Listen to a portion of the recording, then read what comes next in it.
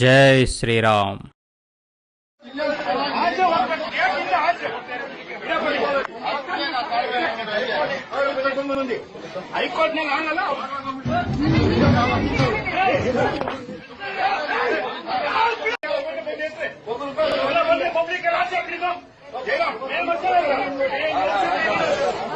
చూశారు కదా, కర్ణాటకలో దేవాలయంలో హిందువులు విరాళంగా ఇచ్చిన డబ్బును సేకరించడానికి ప్రభుత్వ ఉద్యోగులైతే వచ్చారు.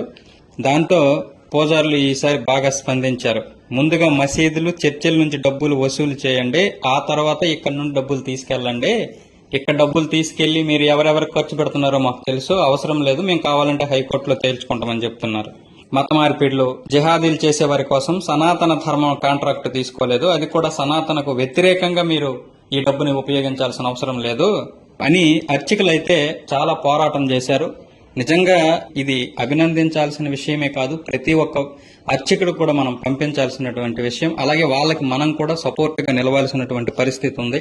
ఇదే మార్పు ప్రతి ఒక్క దగ్గర రావాలి. అంతేకాదు, ముఖ్యంగా తిరుపతి హుండీ పైన మనకి అధికారం వస్తే, అంటే తిరుపతి హుండీ డబ్బులు ఏవైతే ఉన్నాయో అవి సనాతన ధర్మానికి ఖర్చు పెట్టాలంటే అది ప్రైవేటు వ్యక్తుల చేతులు, అంటే మన చేతుల్లోకి రావాలి.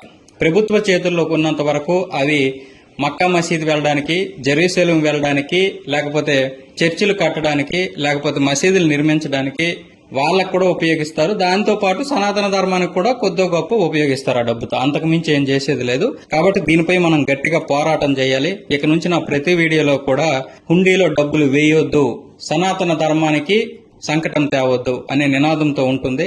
కాబట్టి ఈ వీడియోని మనం ప్రతి ఒక్కరికి కూడా షేర్ చేసి ఇదే స్ఫూర్తిగా తీసుకొని ఇంకా ఎక్కడా కూడా ధర్మాదాయ దేవాదాయ శాఖలకి మనం ఇక నుంచి మన దేవాలయాల డబ్బులు ఇవ్వకుండా చూసుకోవాల్సిన బాధ్యత మనపై ఉంటుంది.